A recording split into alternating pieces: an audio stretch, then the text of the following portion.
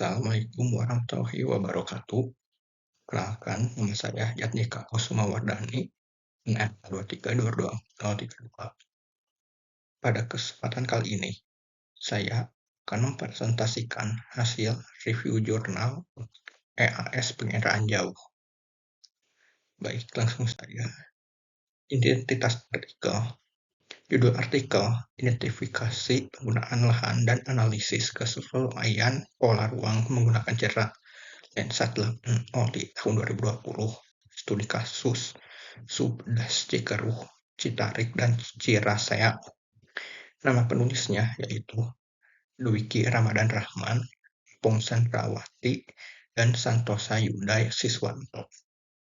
Nama jurnalnya yaitu Jurnal Ilmu Tanah dan Lingkungan dan dipublikasikan pada Desember 2022.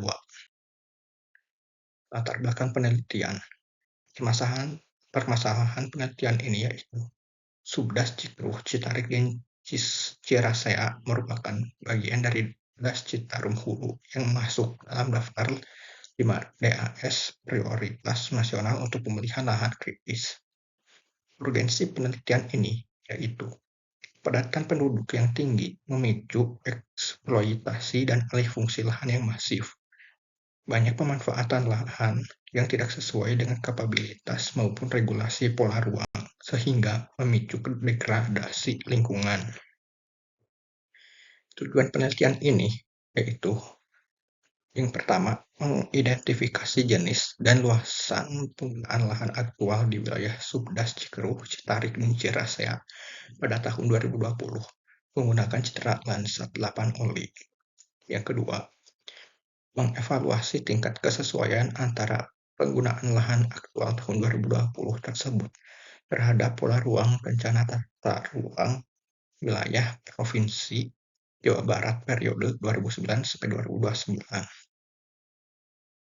Adapun data yang digunakan, jenis citra satelitnya yaitu citra lensa 8 oli atau TIRS level 1 TP dengan resolusi spasial 30 meter.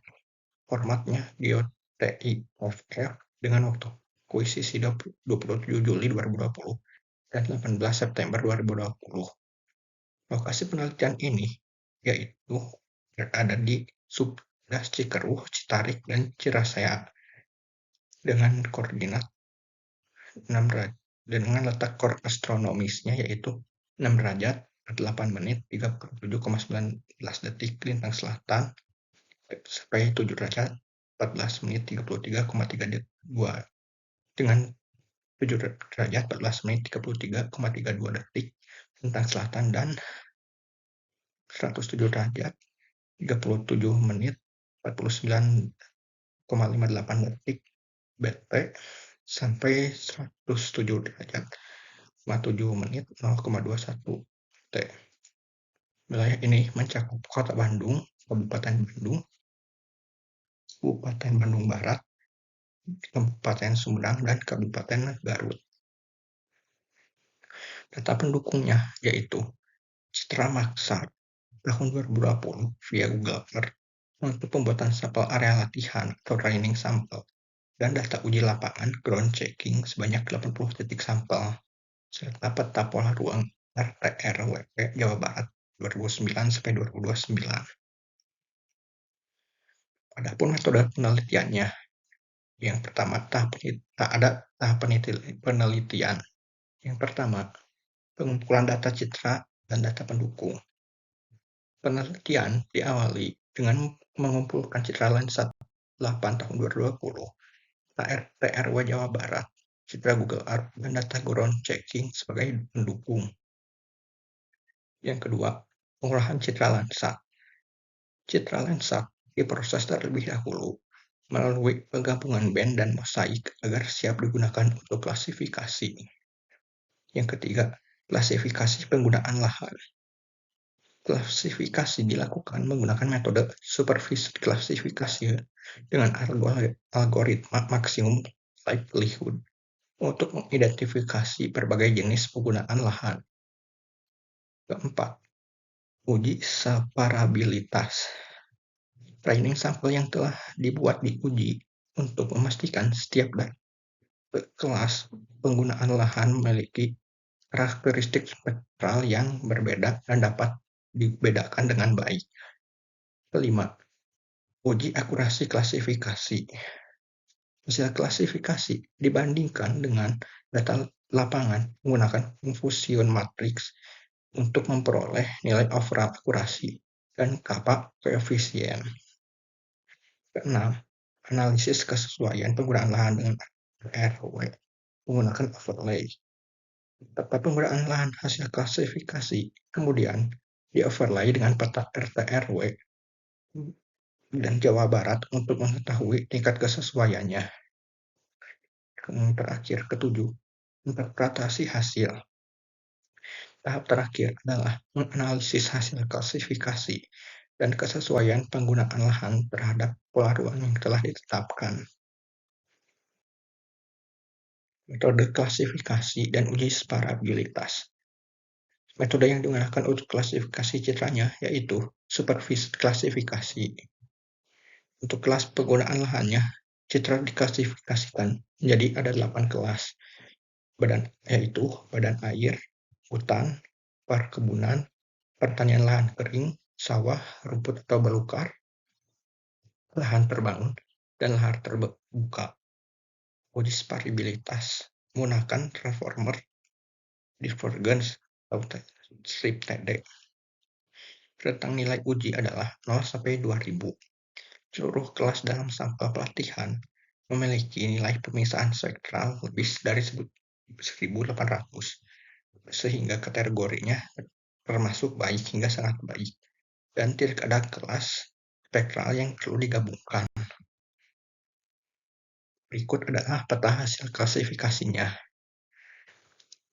Pada peta, pertanyaan lahan kering yang berwarna kuning mendominasi wilayah tersebut. Hutan banyak berada di daerah pegunungan dan digambarkan dengan warna hijau tua.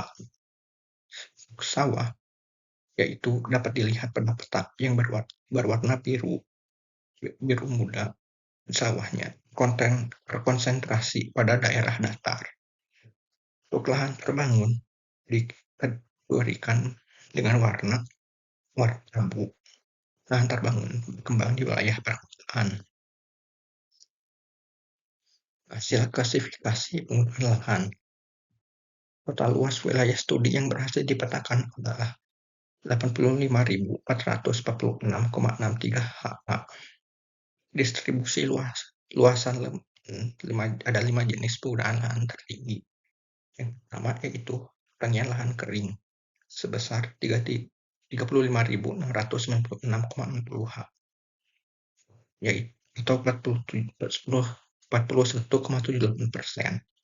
Dominan di wilayah lereng bukit, landai hingga akar curam. Yang kedua, hutan sebesar 14.819,90 ha, yaitu 17,34%. Terkonsentrasi di punggung gunung perbatasan utara, selatan, dan timur. Ketiga, lahan terbangun besar 12.959,50 ha, 15,17%. Keempat, sawah sebesar 9.112,95 ha, yaitu sebesar 10,67%. Dominan di wilayah tengah dan topografi datar. Yang kelima, lahan terbuka sebesar 5.862,92 ha atau 0,86%.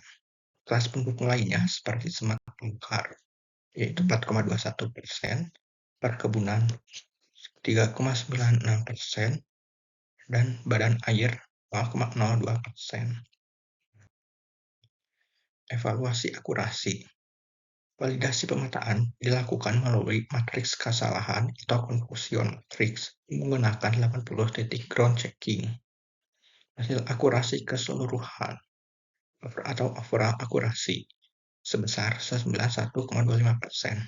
Artinya, Angka ini melampaui batas minimum ketelitian pemetaan jarak jauh yang disyaratkan oleh PSGS dengan minimal 85%. Nilai indeks kappa sebesar 0,90 yang mengindikasikan tingkat kesepakatan akurasi berada pada kategori almost perfect agreement atau sangat sempurna. Analisis hambatan spektral.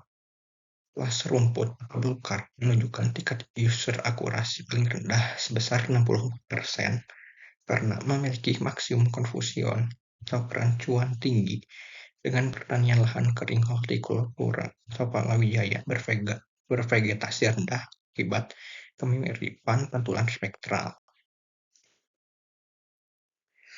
Selanjutnya, hasil evaluasi kesesuaian pola ruang. Melalui metode overlay union antara data aktual dan peta ruang, diperoleh 3 tingkat kesesuaian lahan.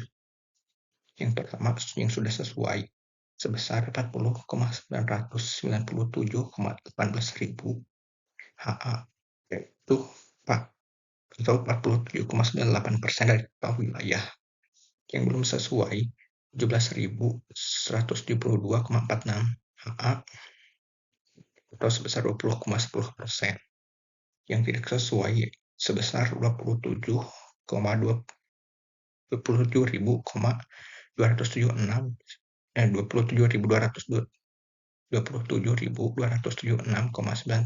HA atau sebesar 31,92%. Kondisi ketidaksesuaian ini mengkonfirmasi adanya penyimpangan pemanfaatan lahan yang nyata dari arahan tata ruang yang seharusnya berfungsi lindung. Kelebihan penelitiannya. Yang pertama, menggunakan citra lensa 8 yang mudah diperoleh dan memiliki cakupan luas. Yang kedua, akurasi klasifikasinya tinggi sebesar 91,25%. Yang ketiga, menggunakan data ground check lapangan untuk validasi. Keempat, mengintegrasikan analisis penginderaan jauh dengan evaluasi tata ruang. Kelima, menggunakan metode yang relatif sederhana dan mudah direplikasi. Kelemahan pada penelitian ini yaitu: pertama, resolusi Landsat 8 20 meter kurang detail untuk objek berukuran kecil. Kedua, hanya menggunakan data 1 tahun sehingga tidak menunjukkan perubahan temporal. Ketiga, algoritma maksimum likelihood masih memiliki kesalahan pada kelas yang spektralnya mirip. 4.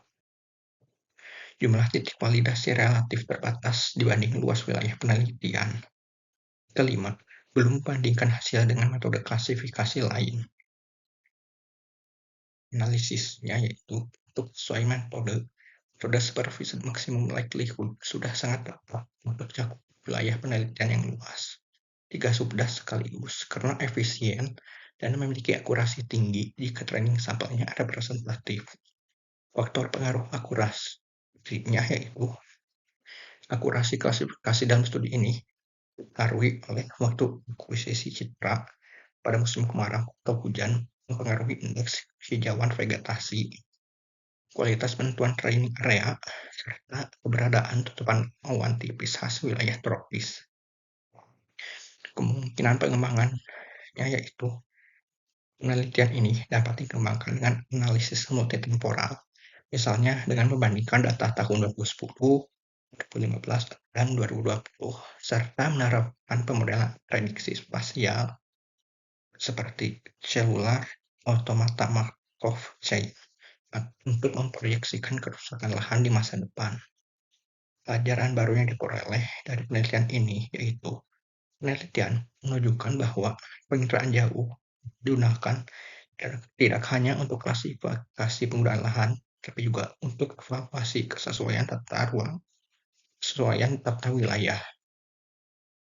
Simpulannya, yaitu klasifikasi citra Landsat 8 OLI hasil memetakan tata guna lahan di Subdas, Cikeruh, Citarik, dan Cirasaya tahun 2020 dengan tingkat akurasi yang sangat baik, yaitu OA dengan nilai OA 91,25%. Alih fungsi lahan yang masif didominasi oleh pertanian lahan kering sebesar 41,78%, sementara luasan kawasan hutan 17,34%, masih berada jauh di bawah ambang batas kelayakan ekologis sebesar 30%. Sebesar 31,92% pemanfaatan lahan di lapangan terbukti tidak sesuai dengan pola ruang RWP Jawa Barat 2009-2029 yang menegaskan urgensi dilakukannya penataan ulang dan pengawasan ketat terhadap zonasi tata ruang guna mencegah perluasan lahan kritis.